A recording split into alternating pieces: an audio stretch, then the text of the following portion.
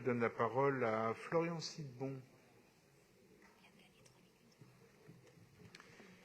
La ville de Paris va-t-elle s'associer plus longtemps au baroque, aux mercantiles imaginations d'un constructeur de machines pour se déshonorer et sans les dire irréparablement? Voilà ce qu'écrivait un collectif des plus grands intellectuels de l'époque, dont Alexandra Dumas fils et Maupassant, dans le journal Le Temps en février 1887. Et il poursuivait: la tour Eiffel, c'est n'en doutez pas le déshonneur de Paris.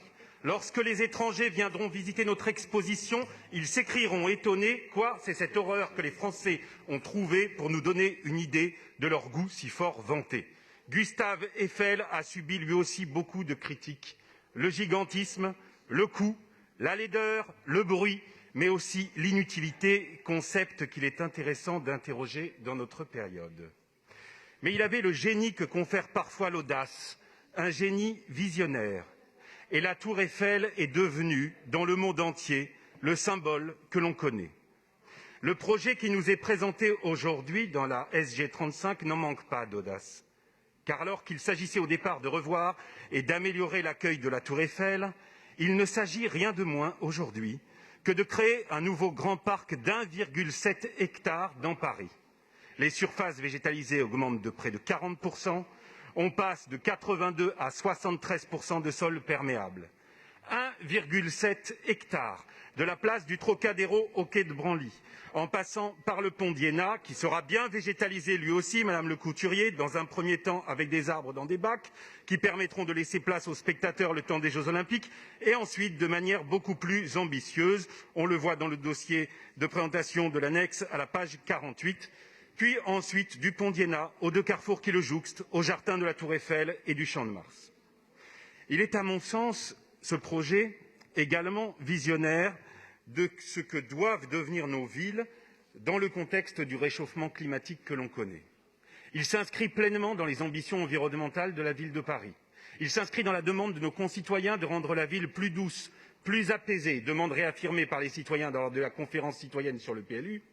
Une ville où l'on peut lâcher la main de ses enfants, comme le dit la maire de Paris, qui s'en est fait un objectif.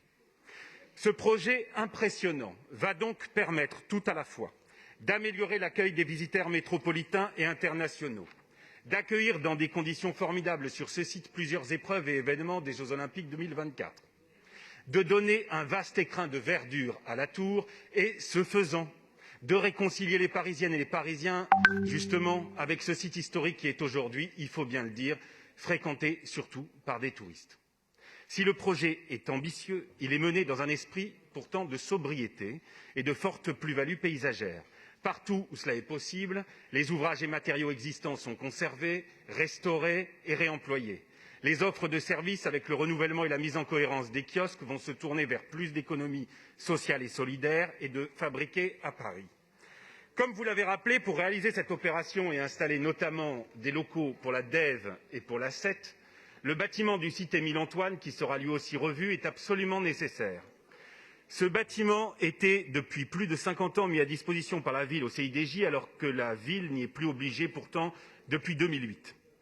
Le CIDJ a été mis au courant en 2018 de cette nécessité de trouver de nouveaux locaux et la ville est prête à prendre sa part et à renforcer son soutien au CIDJ. Il ne s'agit nullement, pourtant, bien sûr ici, de nier le grand intérêt du travail accompli par les 70 salariés du CIDJ et dire qu'il ne faut pas le soutenir. J'ai été moi-même longtemps, comme beaucoup dans cette assemblée, usager des classeurs qui répertoriaient les fiches métiers au CIDJ. Mais le vœu de l'exécutif, qui répond aux 3 vœux déposés sur le sujet, le dit bien. La ville a fait plus d'une dizaine de propositions et sans prise en charge du loyer, le CIDJ n'a pu les accepter. Alors pour la jeunesse, pour les 70 salariés du CIDJ, ce qu'il faut, plutôt que de la démagogie, des calculs politiques, des tweets et des vœux, c'est que vous disiez les uns et les autres à vos amis au niveau de la région, chef de file des politiques jeunesse, à vos amis au niveau du ministère qui est la tutelle du CIDJ, de prendre conscience de leurs responsabilités, de les assumer et de venir autour de la table plutôt que de pratiquer la politique de la chaise vide et de s'émouvoir de la situation après. Néanmoins, le lien semble depuis quelques jours rétabli et nous espérons donc que le vœu de l'exécutif nous rassemblera. La délibération du site Tour Eiffel prévoit, vous l'avez noté certains, une augmentation du coût des travaux. Il faut préciser que même avec cette augmentation, le coût au mètre carré aux alentours de 500 € TTC des interventions sur l'espace public est sobre et reste dans la moyenne basse de projets équivalents tels que la place de la Bastille ou de la Nation. Cette augmentation du coût des travaux s'explique par plusieurs choses. D'abord, chacun peut le comprendre, le temps nécessaire à la mise au point du programme par la SPL Paris-Seine en lien avec la mission Tour Eiffel, et je veux saluer ici le travail de ces deux acteurs essentiels, combiné avec les impacts de la crise sanitaire, a conduit à un allongement des délais d'études et de conception et à la redéfinition du calendrier de livraison avant et après la période des JO. Deuxièmement, cette opération d'envergure va se réaliser en site occupé. On ne va pas fermer la Tour Eiffel.